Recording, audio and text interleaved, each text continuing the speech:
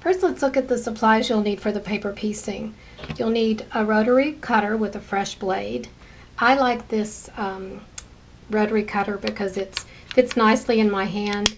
It has a lock, and also the blade engages and disengages as you use it, so you don't have to worry about cutting yourself as much. The next thing you'll need is a 12-inch add-a-quarter ruler, and that's the brand name, add-a-quarter. You'll also need some template plastic. You can also have a piece of cardstock like this. If you're buying an add-a-quarter ruler, there's a piece of cardboard that comes in the package. You can use that. But most often we use this template plastic, and we cut it about 3 inches by 12 inches. The next thing you'll need is a glue stick. Elmer's glue stick, Yoo-hoo, store brand, whatever. And this is used for gluing paper to fabric. You'll also need a glue pen, and there are several brands. This is a Bohin, B-O-H-I-N, but there are other brands you can use. It has a little piece of glue stick in there that you can turn this and it comes out, but it's about 1/4 of an inch in diameter, and you use this to glue fabric to fabric, and usually that's in a seam allowance. Also, the type of thread is just any 50 weight, a good brand of 50 weight thread. It's a nice and thin thread, and it makes the seams lay down really nice and flat. You'll also need a seam ripper. Unfortunately, we have to use that sometimes, and I just always have a number 2 pencil on hand.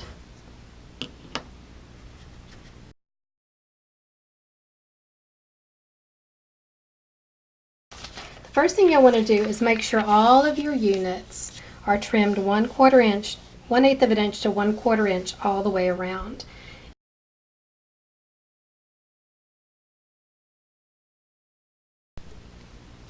Next, you'll want to transfer these dashed lines onto the back side of the paper, and you'll see why we do that later. That's going to help us position our fabric for paper piecing. So what you'll do is turn it over and put it on a light box, and I found it's not easy to photograph a light box, but you'll trace the dashed lines on the back side, which is the clean side of the paper.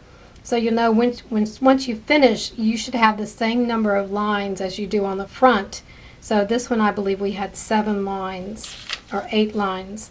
1, 2, 3, 4, 5, 6, yeah, 8 lines.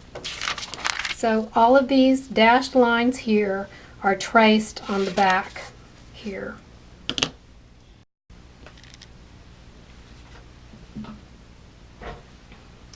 I zoomed in so you can see where this line 2 is, and this is the dashed line. So I'm going to place my straight edge right on the dashed line, and I'm going to mark it or trace it from where it begins to where it ends.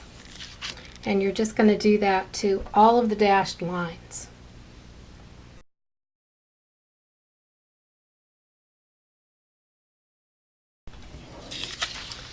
After you trace the lines, if you want to, this is optional, to glue your fabric swatches on here like we did when we first cut them out.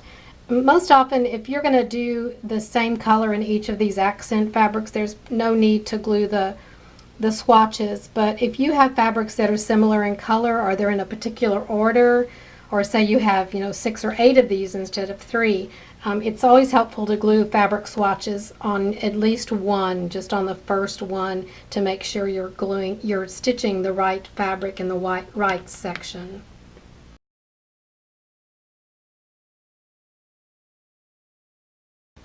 The next thing to do before we start the actual piecing is to sort and stack our templates. And I've zoomed into these 2 templates so you can see that the words "sew side" are printed on one side of each of the templates, and that's going to be important later on and during our stacking and sorting.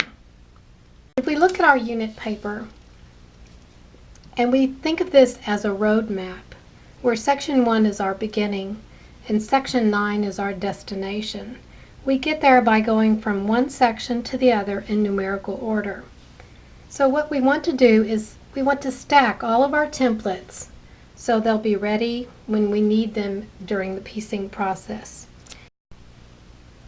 In order to sort our accent fabrics for this particular unit, we need to get all of the section 1 fabrics together in one stack. So that is this blue, this solid blue. So I'm going to take all of the blue fabrics out. I'm going to separate all 3 of the fabrics. So instead of having 4 stacks of 3, we're going to have 3 stacks of 4. And you see why we did this later. So this is section 1, this is section 4, and this is section 7. So we'll put those off to the side for now. So we want to stack our templates starting with the largest section number, which in this case is section 9.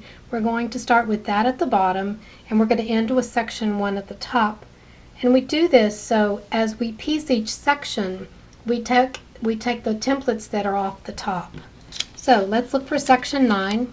Here's section 9, and we're going to place the sew side facing away from us, and you'll see why we do that later.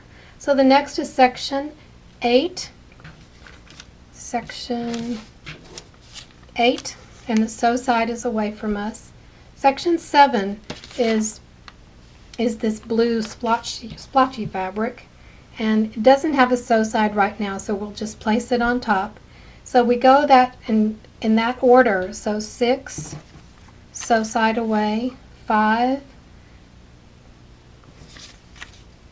section 5, where are you? Here's section 5, sew side away. Section 4 is the middle flying geese. Section 3, section 2, and section 1. So now our fabrics are all stacked and ready to piece this template. I'm sorry, ready to piece this unit.